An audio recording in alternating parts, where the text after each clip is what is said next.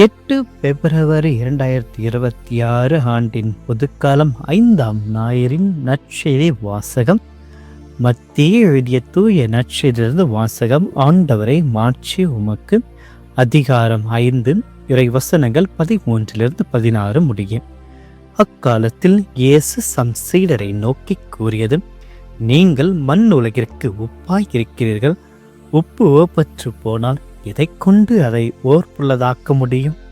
அது வெளியில் கொட்டப்பட்டு மனிதரால் மிதிப்படும், வேறு ஒன்றுக்கும் உதவாது. நீங்கள் உலகிற்கு ஒளியாய் இருக்கிறீர்கள். மலை மேல் இருக்கும் நகரம் மறைவாய் இருக்க முடியாது. எவரும் விளக்கை ஏற்றி மரக்காலுக்குள் வைப்பதில்லை, மாறாக விளக்கு தண்டின் மீதே வைப்பர். அப்பொழுதுதான் அது வீட்டிலுள்ள அனைவருக்கும் ஒளி தரும். இவ்வாறே உங்கள் ஒளி மனிதர்கள் முன் ஒளிர்க. அப்பொழுது அவர்கள் உங்கள் நற்செயல்களைக் கண்டு உங்கள் விண்ணக தந்தையை போற்றி புகழ்வார்கள். ஆண்டவரின் அருள்வாக்கு. கிறிஸ்துவே உமக்கு புகழ். இயேசுவில் பிரியமான சகோதர சகோதரிகளே, ஆண்டின் பொதுக்காலம் 5ஆம் ஞாயிறில் புதிய வாரத்தில் காலடி வைத்திருக்கின்ற நம் ஒவ்வொருவரையும் இறைவன் தன்னுடைய பிரசன்னத்தால் நிரப்பி, பலவிதமான நலன்களால் நிரப்பி, தூய ஆவியின் வல்லமையினால் நம்மை ஆசீர்வதித்து இந்த நாளையும் இந்த வாரம் முழுவதும் இறைவனுடைய திட்டத்தை நாம் நிறைவேற்ற இறைவனிடத்தில் செபிப்போம். இன்று உங்களுடைய மனதில் இருக்கின்ற ஒவ்வொரு குழப்பங்கள், வேண்டுதல்கள், விண்ணப்பங்கள், கண்ணீர்கள், கவலைகள் அனைத்தையும் இறைவனிடத்தில் உங்களுக்காக என்னுடைய திருப்பலியில் விசேஷ விதமாக செபிக்கிறேன். இறைவன் உங்களை ஆசீர்வதிப்பாராக. பிரியமானவர்களே, இன்று நற்செய்தி வாசகத்தில் 2 முக்கிய உருவகத்தை இறைவன் சிறப்புடன் விவரிக்கிறார். நீங்கள் உலகின் ஒப்பாக இருக்கிறீர்கள், உலகத்தின் ஒளியாக இருக்கிறீர்கள் என்று. இந்த உலகத்தை நாம் சுற்றி பார்க்கின்ற பொழுது, நம்முடைய வாழ்க்கையை பார்க்கின்ற பொழுது, அனைவருடைய முகங்களிலும் ஒரு விதமான சோர்வுகள், மனதில் குழப்பங்களை நாம் பார்க்கிறோம். குடும்பங்களிடையே இருக்கின்ற பிளவுகள், சமுதாயத்தில் ஏற்படுகின்ற அரசியல் பிரச்சனைகள், பொருளாதார பிரச்சனைகள், மனிதருக்கு ஏற்படுகின்ற பயங்கள், எதிர்காலத்தை பற்றிய பயங்கள், இவையெல்லாம் மனிதனை பலவிதமான கேள்விக்கு கொண்டு வருகிறது. ஒரு தனி மனிதனாகிய நான் எப்படி ஒரு புதிய மாற்றத்தை கொண்டு வர முடியும் என்ற ஒரு கேள்வி. ஆனால் இன்று இந்த கேள்விக்கு இறைவன் வேறு விதத்தில் ஒரு பதிலை அளிக்கிறார். நீங்கள் மண் உலகிற்கு உப்பாய் இருக்கிறீர்கள், உலகிற்கு ஒளியாய் இருக்கிறீர்கள் என்று. அதாவது இது ஒரு அறிவுரை அல்ல, ஒரு எச்சரிக்கை அல்ல, இது ஒரு அடையாள அறிவிப்பு. ஆண்டவர் இயேசு நீங்கள் உப்பாய் இருப்பதற்கு முயற்சி செய்யுங்கள் என்று சொல்லவில்லை. ஒளியாக இருப்பதற்கு நீங்கள் ஒரு நாள் ஒளியாக மாறவிடலாம் என்று சொல்லவில்லை. ஆனால் கவனத்தில் கொள்ளவும் அவர் சொல்வது, நீங்கள் மண் உலகிற்கு உப்பாய் இருக்கிறீர்கள், உலகிற்கு ஒளி. அதாவது நீங்கள் ஏற்கனவே அதுவாக தான் இருக்கிறீர்கள், நீங்கள் ஏற்கனவே உப்பாகத்தான் இருக்கிறீர்கள், ஏற்கனவே ஒளியாகத்தான். ஆக ஆண்டவர் இதை நமக்கு ஞாபகத்துக்கு கொண்டு வருகிறார். இந்த வார்த்தைகளை நாம் எப்பொழுது கேள்விப்பட்டிருக்கின்றோம்?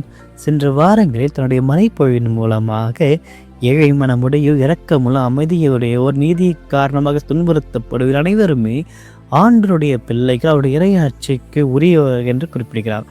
ஆக இது வாழ்க்கையை மறந்து வாழ்வதற்காக அல்ல, உலகையே மாற்றுவதற்காக நாம் உப்பாக இருக்கிறோம் என்பதை நினைவுபடுத்துகிறார். விவிலியத்தில் உப்பு என்பது வெறும் சுவையை மட்டும் குறிப்பதில்லை. மரக உப்பு பழைய காலத்தும் சரி, என்றும் சரி, ஒரு உணவை கெடாமல் பாதுகாப்பதுதான் அதனுடைய தலையாய கடமையாக இருக்கிறது. உப்பு இல்லை என்றால் உணவோ உடலோ அழுகிவிடுகிறது என்று நமக்கு தெரியும். ஆக திருவிவிலியத்திலும் அழுகை என்ற ஒரு பாவம், அநீதி, ஆன்மீக சீர்கேடுகளுக்கு அடையாளமாக இறைவன் இந்த உப்பை கொண்டு வருகிறார். அதாவது இவ்வளோ பெரிய பிரச்சனைகள் இருக்கிற மத்தியில், அநியாயம் அக்கிரமம் நடக்கின்ற மத்தியில், ஒரு சிலர் நல்லவராக இருந்தால் அந்த உலகையும் சமுதாயத்தையும் காப்பாற்றும். அதுதான் ஆபிரகாம் ஆண்டவரிடத்தில் அங்கு ஒரு 10 பேர் 5 பேர் நீதிமானங்களாக இருந்தால் நகரத்தை அழைக்க மாட்டேன். அப்போ கடவுள் சொல்றாரு, அந்த இடத்தில் அவர்கள் 5 நேர்மையாளர்கள் கண்டிருந்தால் நான் கண்டிப்பாக அந்த நகரை நான் அழிக்க மாட்டேன். ஆக உப்பு என்பது ஒரு சிறிய அளவு தான். ஆனால் சிறிய அளவு பலவிதமான மாற்றத்தை கொண்டு வருகிறது. உப்பு ஒரு உடன்படிக்கையினுடைய அடையாளம். லேவியருடைய புத்தகத்தில் 2:13 பார்க்கின்ற பொழுது ஒவ்வொரு உங்களுடைய பலியிலும் உப்பு சேர்க்கப்பட வேண்டும் என்று. ஏனெனில் உப்பு என்பது ஒரு உடன்படிக்கை, அது என்றுமே மாறாதது, நம்பிக்கையான உடன்படிக்கை. ஆகவே உப்பாக இருப்பது என்பது சூழ்நிலைகள் மாறினாலும் சரி, பிரச்சனைகள் வந்தாலும் சரி, நம்பிக்கையில் நிலைத்து நிற்பது. இந்த உலகம் சமரசமான நம்பிக்கையை ஊக்குவிக்கிறது, ஆனால் இறைவன் நிலையான நம்பிக்கைக்கு கொண்டு வருகிறார். உப்பு ஆனது ஞானத்தையும் வார்த்தைகளையும் குறிக்கிறது. பவுலடியாக உங்களுடைய பேச்சில் எப்பொழுதுமே ஆண்டவருடைய கிருபையிலும் உப்பால் சுவை விட்டதாக இருக்கட்டும் என்று கொலோசியருக்கு திருமுகத்தில் புனித பவுலடியார் அழகாக குறிப்பிடுகிறார்கள். இன்றைய உலகில் வார்த்தைகள் ஆயுதங்களாக மாறி வருகிறது. நாம் கிறிஸ்துவராகிய நாம் உப்பாக இருப்பது என்றால் அழிந்து போகும் வார்த்தைகளுக்கு பதிலாக குணப்படுத்துகின்ற வார்த்தைகளை இன்று நாம் பேசவினாகவே. அப்படி பேசுகின்ற போதுதான் இந்த வார்த்தையில் சுவை குறையக்கூடாது. உப்பு சுவை இழந்தால் அது பயனில்லாமல் போகும் என்று நற்செய்தி பார்க்கிறோம். மற்றொரு உலகத்தை பார்க்கின்ற பொழுது உலகினுடைய ஒளியாக நீங்கள் இருக்கிறீர்கள். ஒளி என்பது ஆண்டவரை குறிக்கிறது. ஆண்டவரை என்னுடைய ஒளியும் என்னுடைய மீட்புமா இருக்க என்று சங்கீதம் 27 நாம் பார்க்கிறோம். என் கால்களுக்கு உடைய வார்த்தையை விளக்கென்றும் குறிப்பிடுகிறார்கள். ஆக இயேசு நம் அனைவரையும் உலகின் ஒளியாக, இஸ்ரேல் மக்களை அதற்காகத்தான் பொருட்டு மற்றவர்கள் ஒளியை காண வேண்டும். அதே போன்றுதான் நம்முடைய வாழ்க்கையை பொறுத்து மற்றவர்கள் ஆண்டுடைய ஒளியை நம்மை காண வேண்டும். ஆகவே அந்த காண்கின்ற அந்த ஒளியின் மக்களாக நாம் இருக்க வேண்டும். நாம் ஒளியின் மூலமாக ஒளியை பிரதிபலிக்கும் நபராக, சூரியனைப் போல அல்ல, சந்திரனைப் போல கிறிஸ்துவுக்கு அருகில் நாம் வருகின்ற பொழுது ஒளிரமணியாக. சூரியன் என்பது கடவுள், நாம் ஒரு சந்திரனை போன்று இறைவனிடத்தில் நம்ம அருகில் செல்ல நம்முடைய ஒளியானது பிரகாசமாக இருக்கும். ஆகவே இந்த ஒளி மறைத்து வைக்கக்கூடாது. மலையும் இருக்கும் நகை மறையாது என்று குறிப்பிடாது போன்றுதான் மறைத்து வைக்கக்கூடாது. எழுந்து நம்முடைய ஒளியை வீசவினை சேரைவக்கனிடத்தில் குறிப்பிடுவார், எழுந்து ஒளி வீசு, உன்னுடைய ஒளியானது வந்து விட்டது. ஆக ஒளி என்பது ஒரு தனிப்பட்டதல்ல, இது ஒரு வாழ்க்கையினுடைய வழிகாட்டி. ஆக இதை நாம் ஏற்று பார்க்கின்ற பொழுது நம்முடைய நல்ல செயல்களால் இறைவனை மகிமைப்படுத்த வேண்டும். நம்முடைய செயலின் வழியாக இறைவனை மகிமைப்படுத்த வேண்டும். ஆக நாம் உப்பாக இருக்கிறோம், ஒளியாக இருக்கிறோம். நேர்மைகளை காப்பாற்றுகின்ற பொழுது, உறவுகளில் விசுவாசத்தை வைக்கின்ற பொழுது, மன்னிப்பை தேர்வு செய்கின்ற பொழுது உப்பாக மாறுகிறோம். தேபொன்று பயமுள்ள உலகில் நம்பிக்கையுடன் வாழ்கின்ற பொழுது, பயமான குழப்பமான உலகில் அமைதியுடன் வாழ்கின்ற பொழுது, ஏழைகளில் ஆண்டவரை காணுகின்ற பொழுது நாம் ஒளியாக மாறுகிறோம். ஆக உப்பு கலந்தால் சுவை இழக்கும், ஒளி துண்டிக்கப்பட்டால் மங்கும். ஆக இந்த உப்பு கலையாமல் இருக்க வேண்டும், ஒளி துண்டிக்கப்படாமல் இருக்க வேண்டும்.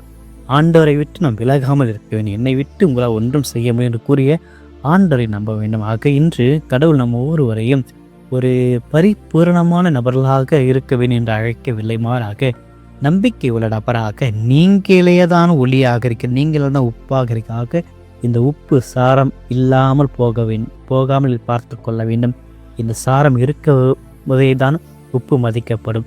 ஒளி இருக்கும் வரைதான் நம்மால் இந்த உலகில் அழகாக வாழ முடியும். ஆக இறைவன் இது முழுமையாக நம்பிக்கை வைத்து இன்று நாம் செய்ய போகின்ற ஒவ்வொரு நற்செயலின் வழியாக நாம் உலகிற்கு உப்பாகும், உலகிற்கு ஒளியாகும் திகழ்ந்து கிறிஸ்துவை நம்மில் பிரதிபலிக்க முற்படும். இறைவன் ஒவ்வொருவரையும் நிறைவாக ஆசீர்வதித்து நம் வழியாக இந்த உலகையும் நம்முடைய உறவுகளையும் ஆசீர்வதிப்பாராக.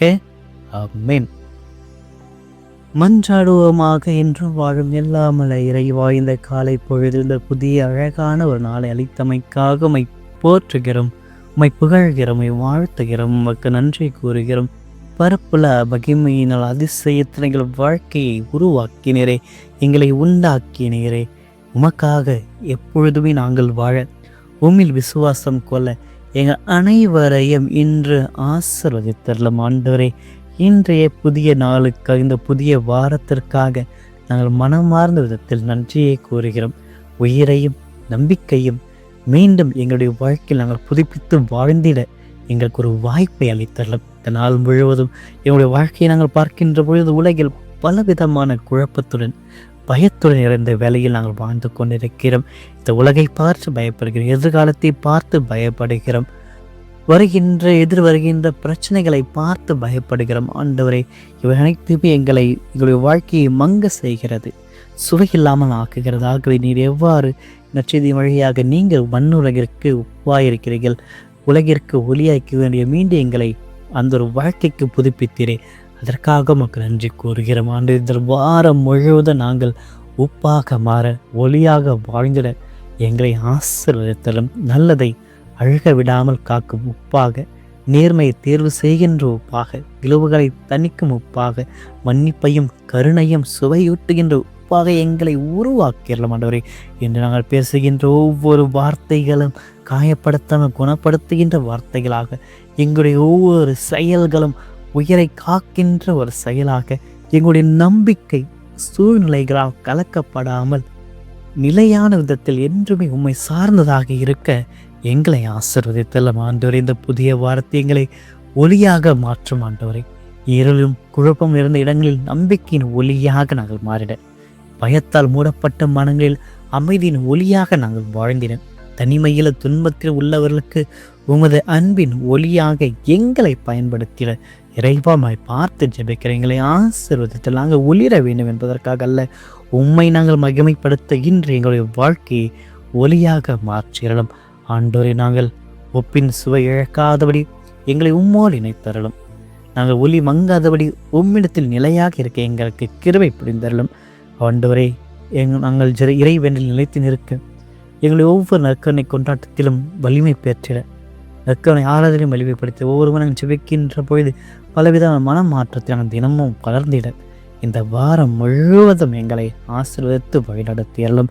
எங்களுடைய குடும்பங்களை ஆசீர்வதியம். ஆண்டவரே, எங்களுடைய வேலைகளை ஆசீர்வதியம், எங்களுடைய பயணங்களை ஆசீர்வதியம், எங்களுடைய எண்ணங்கள், வார்த்தைகள், செயல்கள் அனைத்தையும் ஒரு சமாதானத்தில் அன்பினால் வல்லமையினால் நிரப்பியறலாம். ஆண்டவரே, இந்த புது நாள், இந்த ஒரு புது வாரம் எங்கள் வாழ்க்கையின் ஒவ்வொரு தருணமும் உமக்காக நாங்கள் வாழ்ந்திட, உமக்கான சாட்சியாக வாழ்ந்திட எங்களை ஆசீர்வதித்தல். இருள் எங்களை வெல்லக்கூடாது, எங்களை உமது ஒளி எங்களோடு இருக்கிறது நம்பிக்கை எங்களுக்கு அளித்தரலாம்.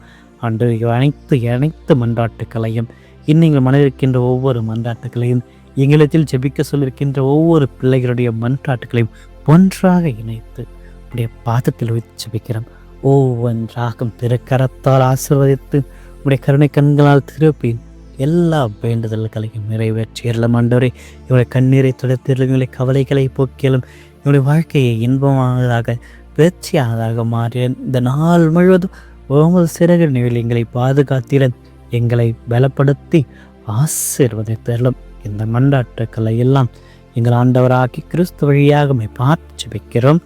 ஆமென். எல்லாம் இறைவன் தந்தை, மகன், தூய ஆவியார் ஒவ்வொருவரையும் நிறைவாக ஆஸ்வதிப்பாராக. ஆமென்.